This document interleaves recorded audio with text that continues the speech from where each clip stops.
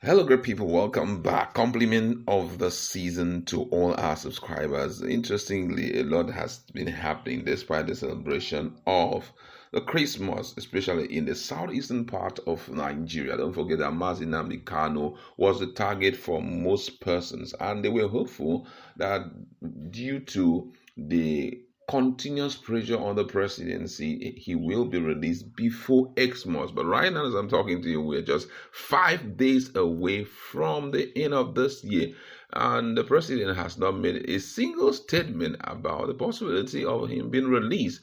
But I, as Igbo, believe that there are some persons who are behind it, and they have given who these individuals are. Incidentally, they are governors, and also why they have been working against the release of Nnamdi Kanu.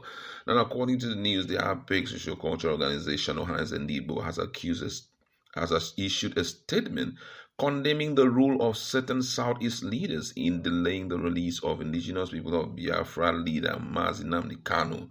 The organization stated that self-serving political ambitions among some Southeast governors and a former governor are at the heart of the prolonged detention of the separatist leader. In a statement issued by its Secretary General Mazi Ukechukwu Izuzoro, Haneze Ndibo alleged that while these leaders publicly advocate for Kanu's release, they are secretly discouraging President Bola Tinubu from taking actions. The organization accused two governors in particular of prioritizing their bid for the 2027 vice presidential nomination over the welfare of their constituents. Hannes Ndibo warned about the dire consequences of this duplicity, pointing to the persistent violence and insecurity in the southeast. The organization accused the implicated governors of exploiting the region's security crisis to secure inflated security votes while neglecting the suffering of the people. The statement further criticized the failure of Southeast governors to collectively approach President Tinubu with assurance and commitment necessary to facilitate Kanu's release. According to him, he says, after 5 months of inaction, it is crucial to ask why did they fail? Their inability to act exemplifies the disturbing disconnect from the reality faced by our people. Ohanes Ndibo also raised concern about alleged attempt to manipulate the organization leadership structure ahead of the January 2025 elections. The group claimed that efforts are underway to project an individual from Imo State as a representative of Rivers State to influence candidacy for the President General of Ohanes Ndibo. The organization warned that such moves are part of a broader scheme to consolidate power for personal political ambition, undermining the collective interests of Ndibos. Hannes Ndibo also expressed outrage over recent comment by Southeast governors suggesting that Kanu's release would not solve the region's insecurity. The governor alleged proposed confining Kanu to the state government house as a solution, a statement Hannes described as insincere and dismissive of the real issues affecting the region. Ndibo, however, commended governors exploring innovative solutions such as granting amnesty to repentant criminals to address insecurity. The group assured the public that clandestine negotiations are underway to secure Kanu's release. This whole thing boils down to a political solution because severally so many issues have been brought to the fore. In other words, we've gone as far as taking some political or let me say legal cases to the end. But yet, it seems as though the federal government do not want to look in that direction, and it's bothering a lot of people. But I would say to some extent that the issue of insecurity ever since this man was arrested. Simon Ekpa was arrested far away in Finland. Insecurity seems to have reduced, but then I'm not being conclusive about it. Possibly, if you have been, if it's still going on, you can, like they sit at home on Monday, you can intimate us via our comment section. But let's look at this whole issue.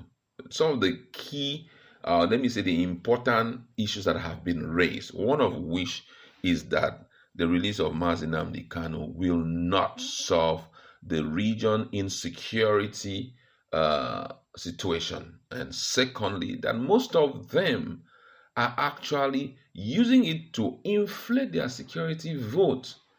And I mean, this is quite disturbing if it is true, but I know that greed can bet anything in the hearts of people, irrespective of who is involved.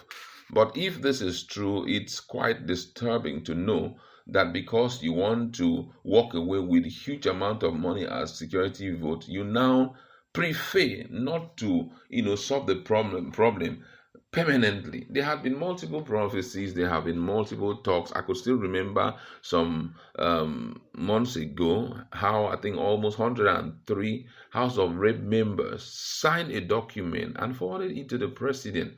Those who were at the front were actually the Southeast House of Rep representatives. And they were trying to tell the president that this is the situation on ground. We are, as representatives, we want him to be released. And these are the other persons who are supporting it, because our security situation is quite troubling and we need speedy response from you.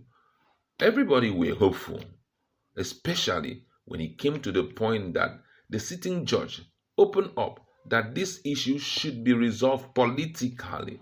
The government have not said anything, though we are yet to be fully briefed. That's talking about the public to be fully briefed if he has been approached and possibly some conditions have been tabled before him, which maybe he had rejected or he has not rejected. But right now, Nigerians are all in the dark.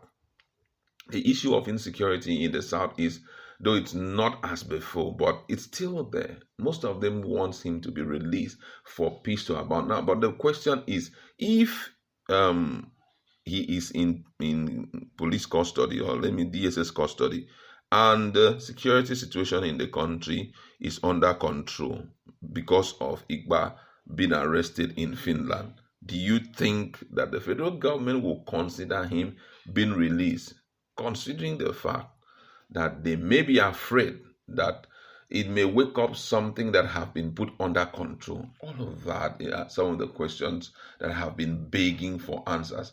But back to the main issue, whereby some state governors, because of their political pursuit, wants to see him, still under the grip of the DSS. For me, it's quite disturbing, I must say. My colleague is in the house.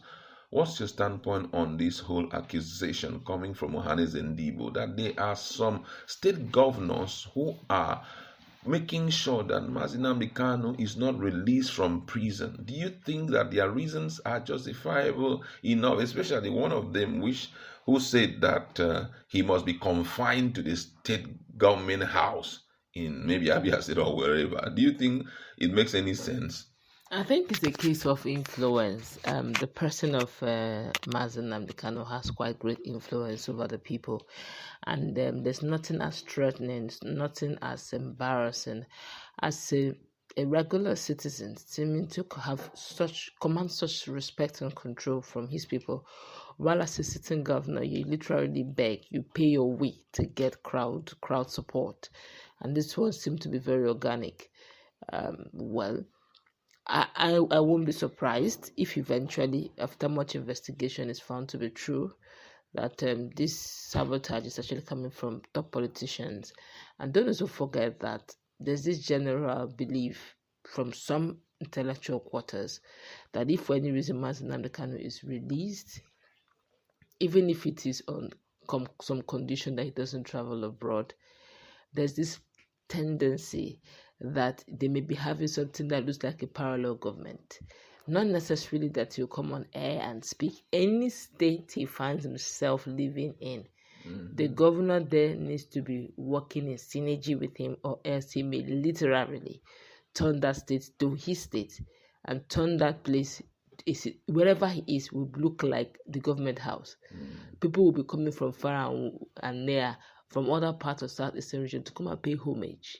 And they know that truth. They know it for a fact.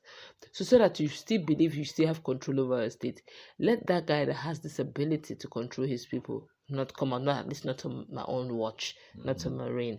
And the fact also, one of the most worrisome fact about all of this is the fact that Nnamdi Kanu has a mind of his own. So he may be coming out, you may think he's going to speak for you, may just literally decide to speak against you. It is not for any government. If you do well, okay. If you don't do well, he will just look you in the face and just call you out. So a man who literally have no control, no one, he fears no one, literally.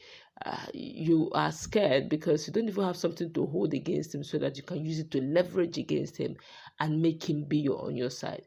So for that reason, most politicians, especially from Southeast, will not want him out, because all it takes is for him to just speak to the people. Everything will turn south.